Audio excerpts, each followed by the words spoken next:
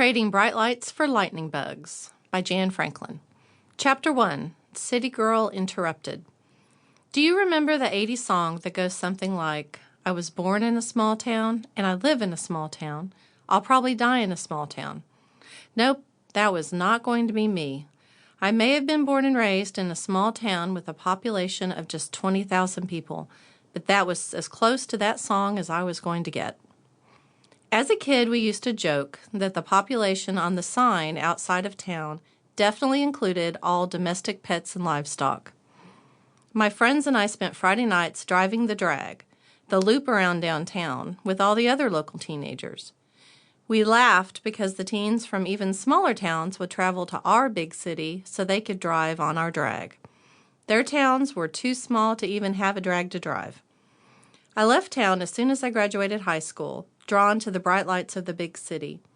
I chose a university in a city of over 200,000, not including the school.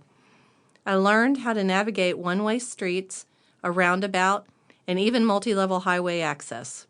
I shopped in an actual two-story mall and had my choice of several grocery stores. I embraced this bigger city and all that it had offered me. After 4 years, I graduated and slid into an entry-level copywriting job in Dallas, Texas. I only thought I lived in a big city. All sorts of entertainment beckoned me, just minutes from my doorstep. I was definitely a city girl, and my desire to be in the thick of things had been met tenfold. I lived in the tiniest of apartments, so I could be 15 minutes from my job downtown, but also near any destination I desired. I was living my best life, or so I thought.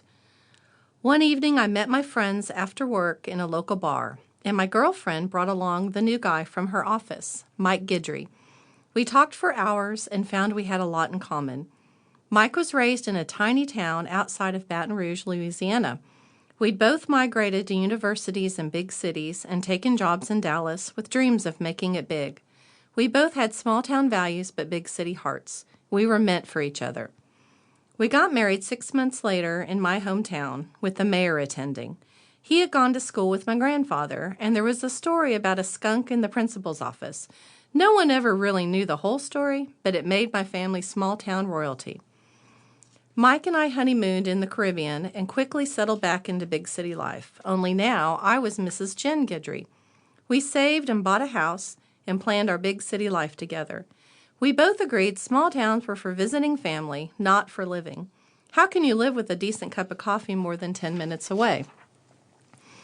A few years later, we had Henry, and I was thankful he would have all the blessings of the big city, which included lots of choices and opportunities.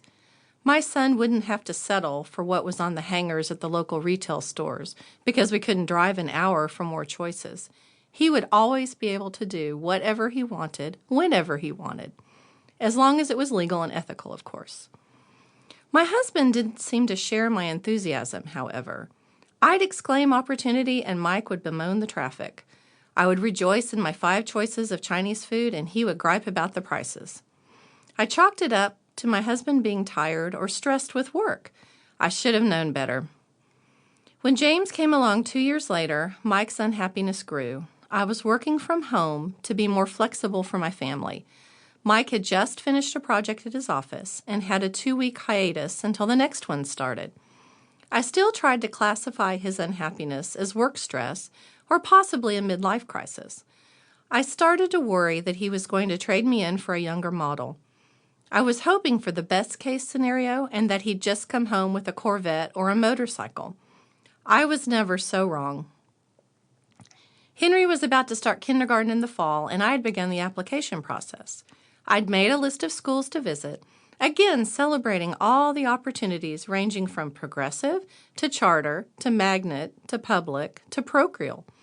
My kid had the world at his feet, and I had the list to prove it. I just needed to sit down with Mike and discuss how to narrow the playing field. After dinner and the kids were down for the night, hopefully, I started to broach the subject with Mike. He had been awfully quiet, which I took as a sign that he was eager to go over my kindergarten pros and cons list.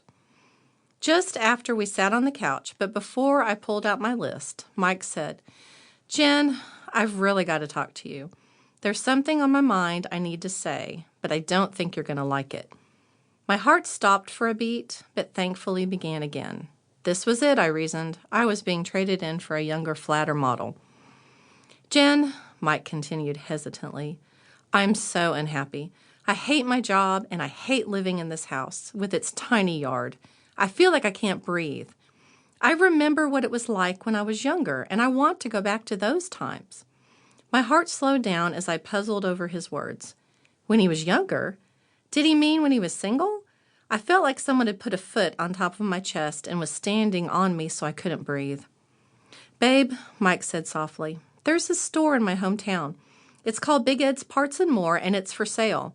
I want us to buy Big Ed's and move to my hometown so I can run it. He breathed a huge sigh of relief, and so did I. I was not being traded in for a newer model, and I wasn't going to have a Corvette or a motorcycle in my driveway. Then the reality of what my husband had said hit me like the proverbial ton of bricks. I relished the reality that within 10 minutes I could be purchasing a movie ticket at any of 7 different movie theaters, or ordering from 20 different types of restaurants. My big city days were going to end. I was definitely a city girl, and I wanted my boys to be big city people too.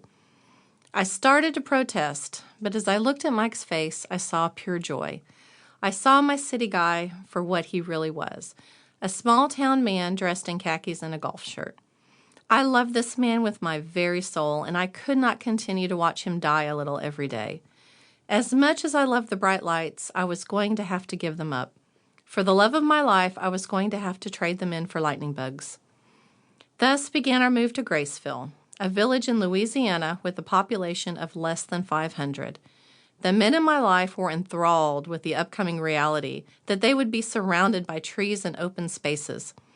Their dad remembered when he got to just run. He wanted his boys to have the same childhood that he had, the opportunity to just go outside and run. I got that, I truly did. As a mom of boys 5 and 3, I saw the benefits of sending my boys outside to just run. Yet I was wondering how far I would have to go to get a good cup of coffee. To keep listening to this audiobook, I've left you a link in the description so you can do it, at no cost thanks to Audible's 30-day free trial.